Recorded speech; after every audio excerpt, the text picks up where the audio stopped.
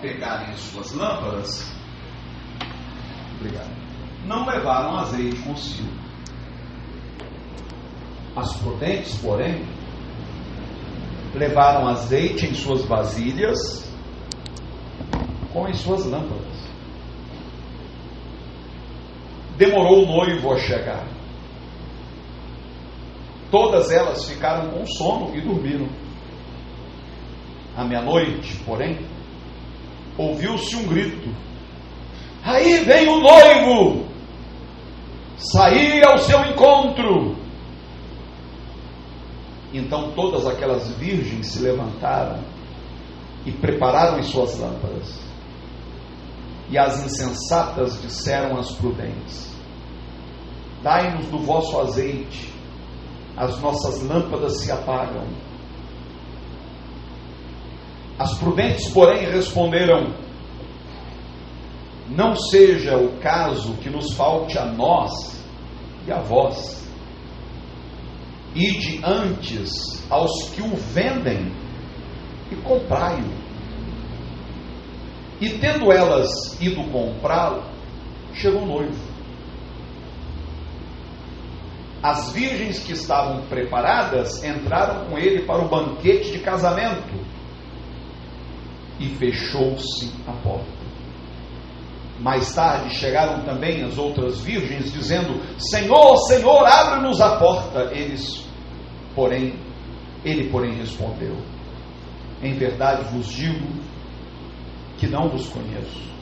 Portanto, vigiai, porque não sabeis o dia nem a hora em que o Filho do Homem há de vir. Senhor, nós suplicamos que o Teu Espírito nos contemple nesse momento, nos guie nas trilhas que nos levam à verdade, aquilo que Tu almejas comunicar ao nosso coração. Oramos em nome de Jesus e que a igreja diga amém. Gente, esta é uma parábola muito conhecida. E apesar de tão popular, de tão conhecida, principalmente entre os crentes, ela é muito mal compreendida. Primeiro, que geralmente ela é usada para aterrorizar os crentes. Em que sentido? A maioria dos pregadores acredita que esta parábola esteja tratando da volta de Jesus. E que as 10 virgens seriam uma representação da igreja, do povo de Deus, de um modo geral. E que esta parábola indicaria que somente a metade da igreja subiria num arrebatamento, e que a outra metade seria pego de surpresa e não estaria devidamente preparada, e que, portanto, quando Jesus viesse, elas ficariam. Bem, esta é a maneira como mais de 90% dos crentes acreditam quando leem essa parábola. Todavia, eu me atrevo a discordar e a dizer que não é disso que a parábola trata. Primeiro eu quero desmistificar, para depois buscar uma aplicação dessa parábola para a sua vida, que para mim hoje é o que é mais importante. Como você vai aplicar a verdade que essa parábola nos apresenta na sua vida diária? Primeiro deixa eu desmistificar, mostrar que não é o que a maioria pensa que é. Na verdade, Jesus está falando não sobre a volta, sobre o seu retorno no último dia. Não é disso. Ele está falando sobre o reino de Deus, que estava sendo oferecido aos judeus, primeiramente. E, infelizmente, apenas uma parte dos judeus acolheu a mensagem. Então, as 5 virgens prudentes representariam esta parte dos judeus que recebeu a mensagem do reino de Deus. E as outras 5 virgens, chamadas ali de insensatas, representam os judeus que não acolheram a mensagem, que não deram ouvidos ao evangelho do reino de Deus. Então Jesus diz que quando o reino viesse, e aqui ele está falando especificamente de quando o juízo de Deus desceu sobre Jerusalém, no ano 70 depois de Cristo, muita gente seria pega desprevenida. Ele, por exemplo, deixou um aviso: olha, quando vocês virem Jerusalém cercada pelos exércitos gentios, vocês saiam imediatamente, vão para os montes, para que vocês sejam poupados. Depois não digam que eu não avisei. Quem deu crédito à mensagem do reino, atentou para isso e escapou. Mas quem não deu crédito, sofreu, e sofreu terrivelmente. Por que eu afirmo que essas 10 virgens não representam a igreja, a princípio? Representam especificamente os judeus. Porque as 10 virgens não são a noiva, e a igreja é a noiva. Aqui está se falando de casamento. E naquela época havia um costume: quem recebia o noivo, e o noivo sempre chegava de surpresa. É diferente de hoje, né? Hoje o noivo chega antes e fica no altar esperando a noiva, não é assim? Esse é o costume hoje. Naquela época não. Naquela época o costume era diferente. A noiva é que ficava esperando o noivo. E demorava dias para o noivo chegar. Não era um atraso de horas, eram dias. Olha que loucura! E a noiva lá impaciente, e cadê o noivo? Nem sinal do homem, cadê o noivo? Cadê o noivo? Essas virgens eram selecionadas para serem madrinhas no casamento. Elas não eram a noiva, senão Jesus estaria defendendo a poligamia. Estaria dizendo que esse noivo se casaria com 10 mulheres. Não é isso que ele está falando. Jesus só tem uma noiva. E essa noiva, ou essa esposa, é ninguém menos que a sua igreja. Que não tem placa, não é a reina, não é batista, não é presbiteriana, não tem denominação. De cada igreja, Deus tem um povo que forma a verdadeira igreja. Isso você precisa ter em mente. Ok. Quando o noivo despontasse, fosse a hora que fosse, 10 da noite, 6 da tarde, 6 da manhã, a hora que ele aparecesse, elas deveriam se levantar com lâmpadas, lamparinas, né? Acesas, para o cortejo nupcial. Elas iam ao encontro do noivo para recebê-lo e levá-lo e entregá-lo à noiva. Se as suas lamparinas não estivessem acesas, elas não poderiam encontrar o noivo. Fazia parte do ritual. Todas as 10 dormiram, porque ninguém aguenta ficar esperando tanto tempo. Passou um dia, passaram-se 2, 3, dormiram. Só que as 10 dormiram. O texto diz: as 10 dormiram, igualmente. Só que metade delas havia se precavido. Se precavido como? Elas tinham reservado azeite extra. Porque se as lâmpadas apagassem, elas teriam que abastecer. E se o noivo chegasse, imagine, 3 da manhã, naquela época não tinha supermercado extra lá da Barra, que fica 24 horas por dia. Eu acho que o daqui da Boulevard também, em Vila Isabel, fica 24 horas por dia. Não tinha mercado aberto a noite toda. Então, se faltasse azeite, o que se faria para reacender a lamparina? Então, a metade tinha suprimento extra, a outra metade não só dormiu, como também não se precaveu. E é aqui que eu entro. Até o momento eu busquei desmistificar a história e mostrar a vocês que não tem relação direta com a volta de Jesus, não. Mas eu quero hoje aplicar esta parábola na sua vida. Onde é que esta parábola se encaixa? O fato, queridos, é que a nossa vida, ela é sempre cheia de surpresas. Há dois tipos de surpresa. Há uma surpresa que tem a ver com o quê? Você dobra ali a esquina e nunca sabe o que te espera. Isso é uma surpresa. Você chega amanhã no trabalho e de repente o seu patrão se aproxima e diz: você vai ser promovido. Você não esperava, porque você mal chegou, está trabalhando ali há 2 meses, tem gente que está ali há 3 anos e nunca foi promovida. É uma surpresa. Esse é um tipo de surpresa. Ontem eu soube que na festa dos jovens lá em Parque Fluminense, o pastor Edmilson, que é nosso pastor em Vila dos Teles, solteiro, resolveu pedir a mão da namorada em casamento em plena festa. Foi uma surpresa? Acredito que sim. Não foi uma surpresa concernente ao que ela já sabia que em algum momento esse pedido seria feito. Há coisas na vida da gente que a gente já espera. A gente só não sabe quando.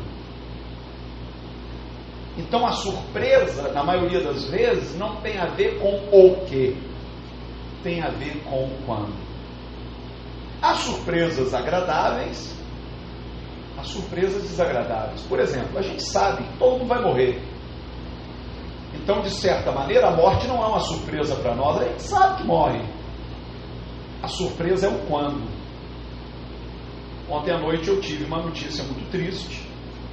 Um pastor, inclusive fruto dessa casa, só os mais velhos vão lembrar, né? Antônio Carlos Ribeiro, foi pastor em Quintino, foi a segunda pessoa praticamente do meu pai durante muitos anos. Na época era uma dobradinha, ele e o Ronaldão. O Ronaldão faleceu tem poucos meses. E o Antônio Carlos estava no seu já segundo casamento. E sua esposa, também pastora, pastora Elizabeth, uma mulher nova, eu acredito até com menos de 40 anos. Ou talvez 40 anos, 42 anos, nova, menina nova. Ela havia sido internada, ele estava pedindo constantemente oração por ela. E quando foi ontem, às 9h pouca da noite, ela faleceu. E ele colocou lá, agradecendo aos amigos que oraram durante a sua internação e tal, e disse: mas hoje às 9h30, 9h35 da noite, o Senhor recolheu a minha doce esposa. Ainda colocou assim: minha doce esposa. O que falar numa hora dessa, né? Quem está preparado para isso? A vida é cheia de surpresas. Coisas que a gente sabe que eventualmente vão acontecer, não tem escapatória, mas a gente não sabe quando. A questão é, se a gente não sabe quando, isso não seria razão suficiente para estarmos preparados a toda hora? Tanto para as coisas boas quanto para as coisas ruins. Isso não significa que nós deveríamos nos preocupar em armazenar, em estocar suprimento extra. Lá nos Estados Unidos, eles sabem, todo verão acontecem furacões. Como já está acostumado, pelo menos na região que nós morávamos. E às vezes mais de um. Está passando um furacão no momento e eles já anunciam que tem outro se formando lá no Caribe. Fica todo mundo apreensivo. A questão não é se vai passar um furacão, a questão é se o furacão será de grau 1, 2, 3, 4 ou 5, mais destruidor. Então sabe o que eles fazem? O que a gente deveria aprender? Se precaver. A temporada de furacão começa em agosto, termina em novembro. Quando chega a temporada de furacão, o governo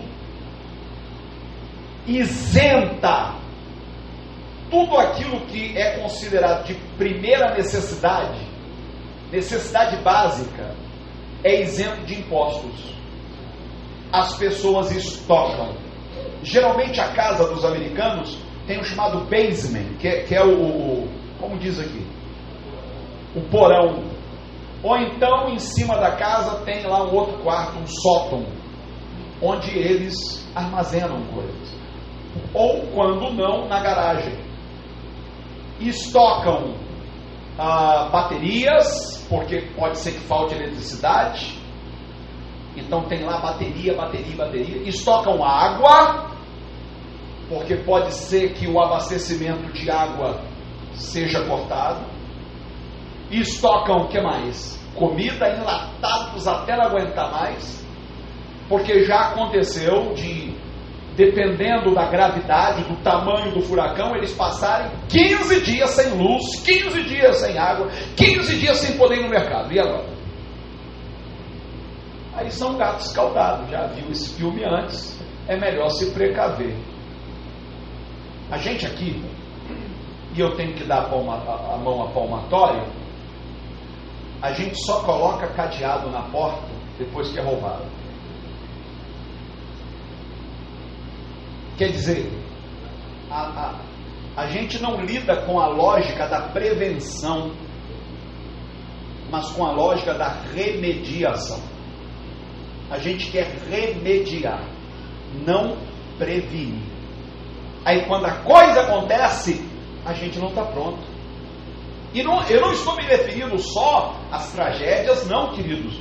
Às vezes a gente não está pronto nem para o que é bom. Surge a oportunidade e a gente diz, mas eu não me sinto capaz, eu não estudei suficiente, eu não me preparei para isso. Não, eu ainda não estou pronto para casar. Eu não tenho maturidade para um relacionamento. Meu Deus do céu, e esse tempo todo vocês estão fazendo o quê? Não deveria estar se preparando? Não é estocar apenas coisas materiais, gente. Não é só guardar dinheiro na poupança. Você tem que ter uma reserva emocional para lidar com certas coisas. Você não pode simplesmente desperdiçar todas as suas energias. Você precisa estar preparado para qualquer coisa. A vida é cheia de surpresas. Retornando aqui à parábola, 10 virgens, as 10 dormiram. Qualquer um de nós, chega um momento que a gente cansa de esperar. A gente diz, esperei 1 ano, 2 anos, 3 anos. Quer saber? Vou deixar para lá.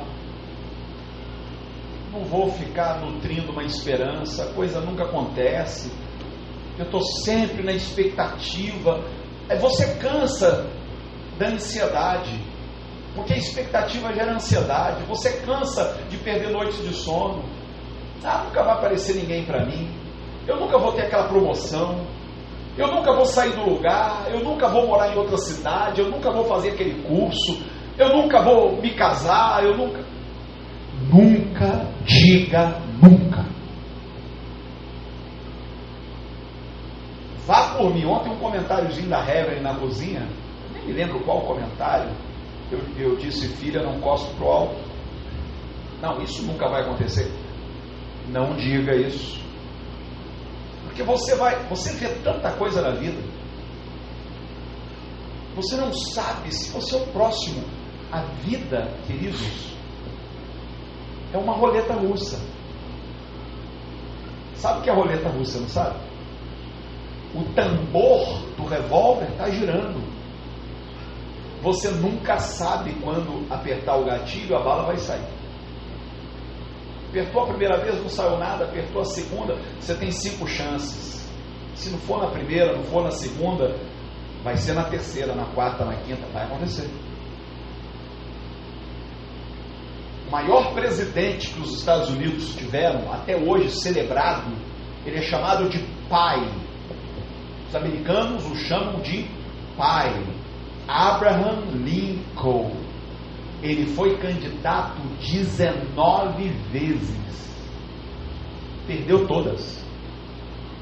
Ele perdeu até para vereador. Provavelmente ele deve ter ouvido de muitos: cara, você não ganha nem para síndico de prédio, cara. É por isso. Quando ganhou, foi o maior presidente que aquele país já teve. Você vê o Lula, quantas vezes o Lula foi candidato? Já era para ter desistido. Ninguém imaginaria que ele se tornasse, queira você aprove ou não a política do Lula, foi sem dúvida, depois do Getúlio Vargas, o mais popular presidente que esse país já teve. Nenhum presidente terminou o mandato com a popularidade que ele alcançou. E um semi-analfabeto. Quem diria? Então a gente não sabe. Se eu não sei, isso não me serve de desculpa para eu simplesmente relaxar e dizer: que se dane. O que tiver que ser, será. Nada disso. Eu tenho a obrigação de me preparar. Eu tenho a obrigação de estocar o que precisa ser estocado, de reservar o que precisa ser reservado, de guardar o que precisa ser guardado. Quando todas as 10 dormiram, alguém dá um grito: lá vem o noivo! Elas acordam. Foi um tal de retoca a maquiagem, penteia pra cá, ajeita a roupa. Ah, meu Deus, eu deitei de mau jeito, minha roupa ficou amarrotada. E agora? Chegou o noivo, não tem mais espera. 5 delas percebem que não havia azeite suficiente, a lâmpada apagou. Pode ser que a sua lâmpada esteja acesa agora. Dê a esta lâmpada o sentido que você quiser dar.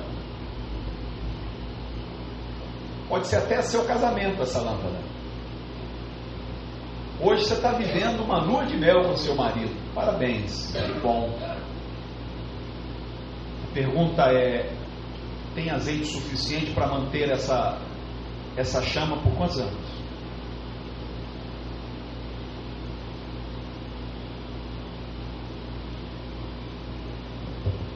Eu não me lembro ter enguiçado por falta de gasolina.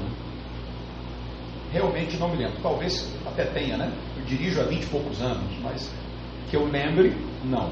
Já enguicei por outras razões. Mas eu já arrisquei muitas vezes. Daqui, por exemplo, daqui para casa, eu não gosto de abastecer em nenhum posto aqui. Já tive algumas experiências não muito agradáveis. Então não confio nesses postos aqui. Estou falando dessa região aqui, próximo da igreja. E eu costumo ser fiel ao posto. Quando eu vejo que o posto vende gasolina boa, eu costumo ser fiel, eu gosto de ir lá. E na descida depois da serra tem um posto da Shell que eu gosto. Então já teve vezes de eu sair daqui com o ponteiro já na reserva e pensar 500 vezes antes de subir a serra. E a minha esposa, já mais precavida, dizer: meu bem, para nesse posto aí no pé da serra, nem que seja para botar R$10 só para subir a serra. Eu digo: esse posto aí, água pura.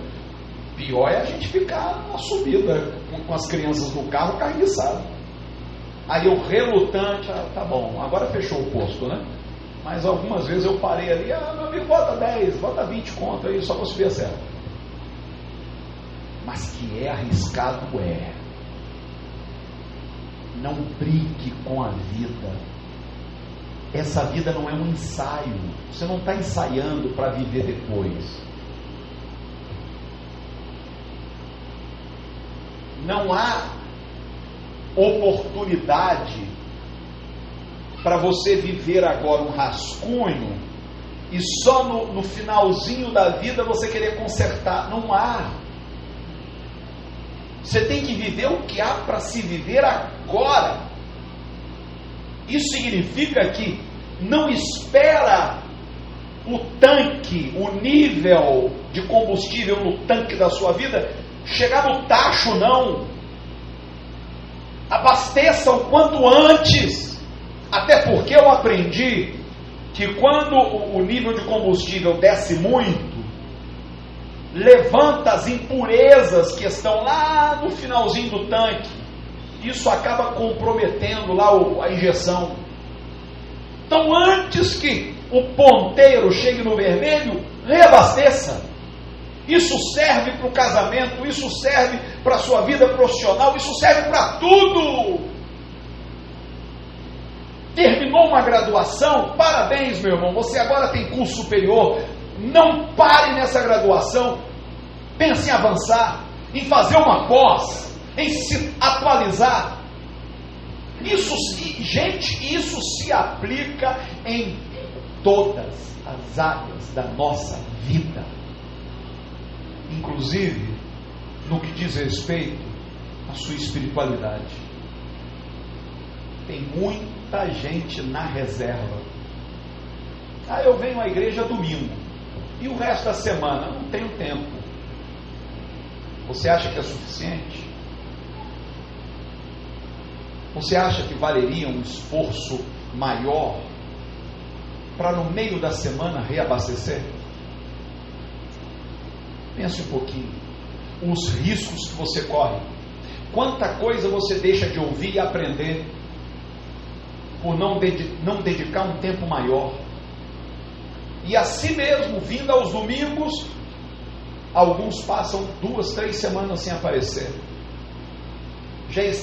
O tanque já está na reserva, já não tem mais a que recorrer. Aí quando surgem as surpresas, as situações inusitadas, você não encontra a energia que você precisa para lidar com aquilo. Tem coisas que você ouve desse púlpito que no momento não tem aplicação na sua vida. No momento. Tem palavras que você ouve e você diz: caramba, Deus está falando comigo hoje, diretamente comigo. Eu canso de ouvir pessoas que me procuram após o culto para dizer: bispo, hoje o culto foi para mim, tudo que o senhor disse foi para mim, glória a Deus. Mas vai ter dia que você vai ouvir coisas que aparentemente não tem nada a ver com você. Mas daqui a 2 meses, 3 meses, 1 ano, 2 anos, vem uma situação e o Espírito Santo te faz relembrar uma palavra que você ouviu lá atrás. Quem tem essa experiência? É verdade o que eu estou dizendo? Você diz: agora eu entendi o que aquela palavra queria dizer para mim. Deus estava me preparando para essa situação. Nenhuma palavra, gente, é em vão, nenhuma. É por isso que o Senhor diz por intermédio de Isaías: assim será a palavra que sair da minha boca, ela não voltará para mim vazia, antes fará aquilo que me apraz, aquilo para a qual eu a ordenei. Então não pense você que é perda de tempo vir à igreja, que é perda de tempo ouvir a palavra, que é perda de tempo mergulhar. Quantas vezes durante a semana você pega na Bíblia? Por favor, responda a si mesmo. Quantas vezes você tem durante a semana reservado um tempo para dobrar os seus joelhinhos e orar? Ter um tempo de comunhão com Deus. A gente gasta a maior parte do tempo na internet, na televisão, fazendo tanta coisa, e não tem tempo que é essencial. Tem coisa que pode esperar. Tem coisa que, se for adiada, não vai fazer grande falta na nossa vida. Tem coisa que não dá para esperar.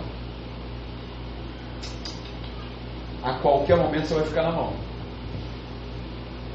Quem dirige sabe, né? O carro tem lá um detectorzinho que diz, uma luzinha que acende dizendo que o nível de óleo está baixo. Aí você diz: eu coloquei óleo não tem nem 6 meses, dá para rodar mais uns dias. Aí vai rodando. Aí o dia que você resolve parar, você pede lá ao frentista: dá uma checada aí como é que está o óleo. Ele mete lá, tira a varinha, mete de novo. Quando tira, rapaz, não sei como o seu motor não bateu. Você podia ter ficado na rua a qualquer momento. que deixou chegar a esse ponto? Me diga, por que deixou chegar a esse ponto? Quer ver uma coisinha que os motoristas geralmente não esquentam a cabeça? É com a tal da correia dentada. Você checa o óleo, você checa a bateria, mas não checa a danada da correia dentada. Aí num belo dia você está atravessando a ponte em Niterói e ela resolve romper. Você diz, Deus, logo aqui. Mas ela não avisa.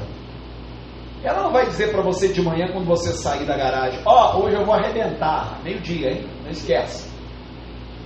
Se a vida funcionasse assim, se tudo viesse com aviso prévio, seria uma maravilha. Essa semana eu caí doente.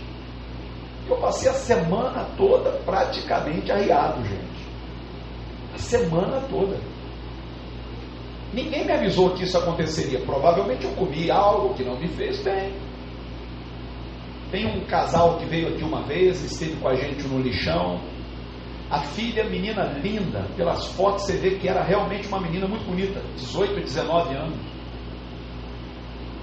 Tinha passado na UERJ, estava começando a estudar na UERJ ou na UFRJ, não sei. Aí comeu um sanduíche desse natural, se eu não me engano. Pegou uma infecção, morreu. Essa semana eu tive uma infecção, me arriou, até perdi mais uns graminhos. Pelo menos esse bem fez, né? Eu poderia ter morrido. E aí? A gente está pronto? A gente tem azeite extra? E quando não tem, o que a gente faz? A gente fica na dependência de outros. Eu lembro o dia que eu fui visitar um primo meu que estava internado, tinha saído do hospital, Eliezer, tinha sofrido uma pneumonia, né? E na volta, na ponte Rio-Niterói, meu pneu furou. Eu estava no meio, na pista do meio, não dava para colocar no encostamento. Era um fluxo de carro intenso. E eu também era motorista recente, não tinha muita experiência. Parei o carro ali mesmo. Toda hora passava um caminhão tirando fininho e me xingando. Ok.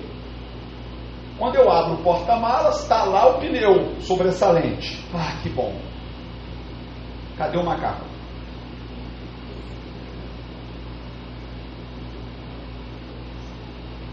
Eu tinha comprado o carro não fazia muito tempo e não me dei o trabalho de verificar se vinha com macaco. Não sei se deixaram a jaula aberta, o macaco fugiu. Como é que eu vou trocar esse pneu? Sem o macaco. Quando você não tem, você depende dos outros. Aí fiquei lá esperando um bom samaritano parar para me acudir. Graças a Deus, alguém parou, me emprestou o macaco, eu troquei o pneu. Acreditem, dizem que um raio não cai no mesmo lugar duas vezes. Não acredita nisso não, isso é mentira. 100 metros depois, o pneu furou de novo. Só que agora, eu estava no vão central, que é a parte mais alta da ponte. O dia que você tiver essa experiência, você vai ver que a ponte não é estática, parada, como parece. Do carro você não observa. Quando você desce do carro, a ponte fica fazendo assim o tempo todo. Assusta. Te dá até tonteira. Assim. Só que agora eu não tinha nem pneu, nem macaco. O que vai ser de mim? Mesmo que parasse um bom samaritano e me emprestasse um macaco, que pneu eu colocaria? Não tinha outra reserva. Ninguém anda com 2 steps, anda? Só com um. Graças a Deus, parou lá um guincho da polícia rodoviária. E o cara ainda me extorquiu. Ele diz, minha obrigação é te deixar na subida da ponte. De lá você se vira. Amigo, Eu estou aqui com família, eu preciso parar no borracheiro. Ah, isso não é da nossa conta. Você vai me deixar no início da ponte, vai adiantar o quê? Eu preciso de borracheiro. Bem, borracheiro R$50. Eu não me lembro quanto na época, né? Já tem muitos anos. Eu não tinha para onde fugir. Tá bom, meu amigo, se é para pagar, eu pago. Eu preciso de um borracheiro. Quer dizer, não foi propriamente corrupção, porque não envolveu multa. Eu apenas precisava que o carro fosse colocado dentro de um borracheiro. Ele foi me levar até a Avenida Brasil. Então, quando você não tem o suficiente, você recorre a quem tem, não é assim? E o que aconteceu nessa parábola? As 5 que não tinham azeite recorreram às 5 precavidas. Só que as 5 precavidas não quiseram compartilhar. Geralmente, nós demonizamos as insensatas e canonizamos as prudentes. Só que aqui eu vejo por parte das prudentes um sinal de egoísmo. Elas poderiam ter compartilhado, nem que fosse um pouquinho. Agora vocês se virem nos 30, quem mandou vocês serem tolas, insensatas? E elas ficaram a ver navios. Quantas vezes você esperou a ajuda de alguém e essa ajuda não veio? Quantas vezes você contou, não, eu sei que na hora H eu posso recorrer a ela, que ela não vai me deixar na mão. Aí você recorreu e ela te deixou na mão. É por isso que é melhor você se precaver. Haverá momentos em que Deus fará com que bons samaritanos atravessem o teu caminho e te socorram. Mas não pense que isso é regra, isso é exceção. Como eu gostaria que fosse regra, mas não é. Haverá momentos em que as pessoas simplesmente fingirão que não te viram. Dirão, ó, cada um carrega a sua cruz. Você já ouviu isso de alguém? Cada um carrega a sua cruz. Eu já tenho um problema que chegue. Como é que eu vou te ajudar? Não estou podendo nem comigo. Já tenho contas, já estou pendurado até na quitanda na esquina da minha casa. Vou te ajudar como? Se você sabe disso, se você sabe que não dá para contar com as pessoas, então, meu irmão, comece a estocar. Comece a pensar no dia de amanhã. Comece a pensar nas surpresas que você poderá ter a qualquer momento. Se a vida te der um limão, faça uma limonada. Não use isso como desculpa. Não era bem o que eu queria, então não vou me esforçar tanto. Não, redobre seus esforços. Se aplique, se empenhe, porque tantos gostariam de ter a chance que você está tendo. Se Deus está dando essa chance, se não foi por onde ela tanto esperava, ok, não questione, batalhe, mas sempre deixe um suprimento extra. Pense no dia de amanhã. E não só isso, falando agora aos mais velhos, pense nas próximas gerações. Esteja pronto para acudir um filho, se esse filho necessitar. Esteja pronto para acudir um neto, se esse neto necessitar. Não faça como aquelas 5 prudentes, porém egoístas, que só pensaram em si, que não repartiram com as outras o suprimento extra que elas carregavam. Atenção, suprimento extra.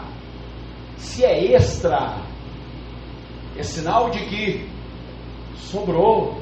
Se sobrou, por que não vai acudir quem precisa? Há uma passagem onde o apóstolo Paulo diz que nós devemos trabalhar com as próprias mãos para termos o suficiente para nós e para acudir aqueles que necessitam. Então não é só para nós. Não pense só em você. Pense em quem Deus faz atravessar o seu caminho todos os dias, precisando de ajuda. Eu quero convidá-los a ficar de pé, amados. Fechamos os nossos olhos, amados.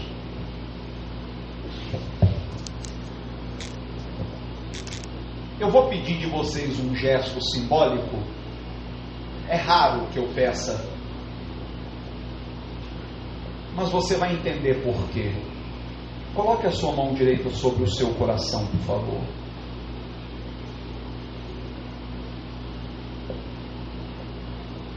Que pena que esse gesto simbólico não seja suficiente para que você verifique como está o seu tanque.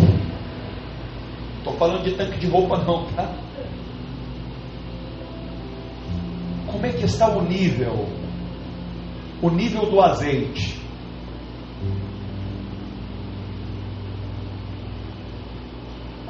Se você passasse por um carro enguiçado, você teria gasolina suficiente para socorrê-lo? Com que frequência você tem reabastecido o teu coração? Com que frequência você tem ouvido e se submetido à palavra? Com que frequência você tem se dedicado à oração? A consagrar a sua vida para no momento necessário, quando alguém recorrer a você, você esteja pronto a atender. Pedro e João estavam com um tanque cheio quando subiam a hora sexta para orar. Imagine, seu tanque está para lá da metade e você ainda para no posto para abastecer. Era mais ou menos isso. Pedro e João haviam passado 10 dias orando, o tanque estava transbordando e eles vão ao templo para orar. Aí se deparam com um paralítico pedindo esmolas e Pedro diz: ouro e prata nós não temos para te dar não, mas o que temos, o que temos de sobra, transbordando, isso eu vou te dar. Em nome de Jesus, levanta e anda. Deus não quer que você tenha só o suficiente para si. Deus quer que você tenha extra, o suficiente para si, para compartilhar, para repartir. Meu Deus amado, só tu podes medir o nosso coração, aferir, nos dizer em que ponto está, se há suprimento suficiente para qualquer eventualidade, se estamos preparados para as surpresas, sejam elas positivas ou negativas.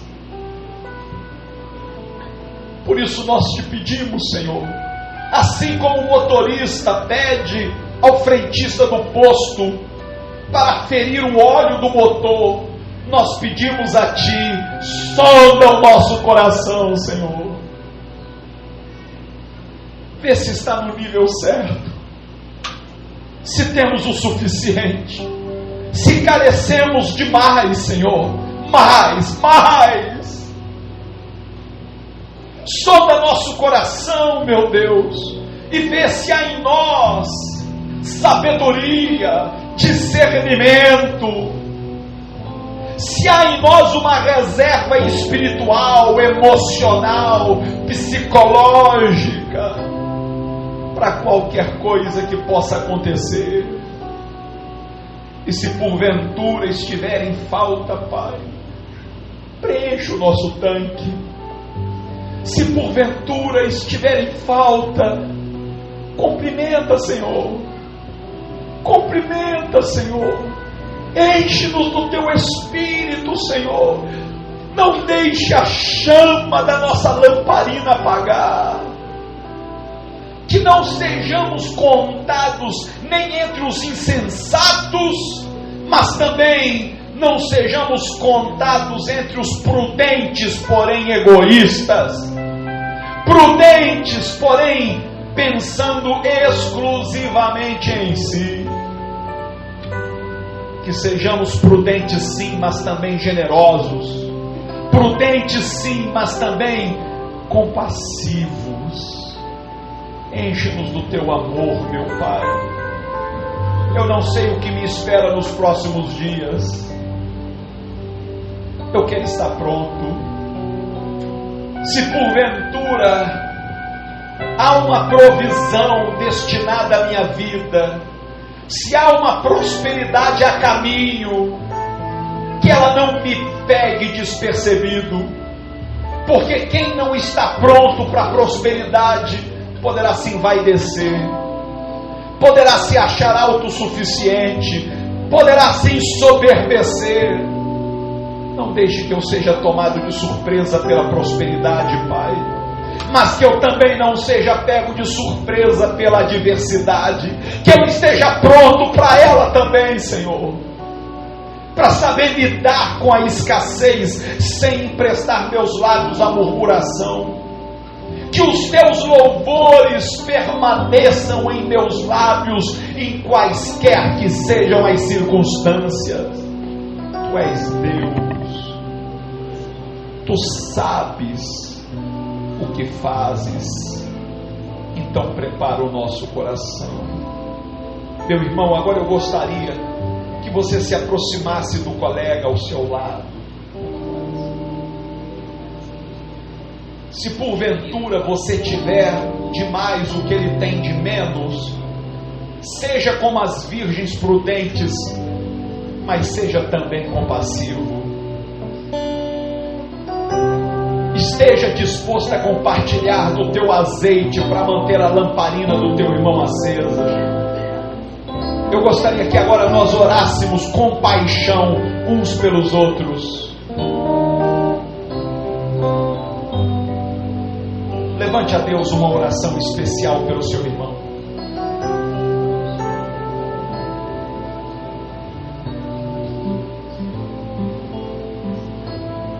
Peça ao Espírito Santo para mantê-lo em estado de vigilância constante, para que ele não durma, para que ele não se entregue, mas se porventura vier a dormir, que ele tenha azeite suficiente para manter a sua lamparina acesa,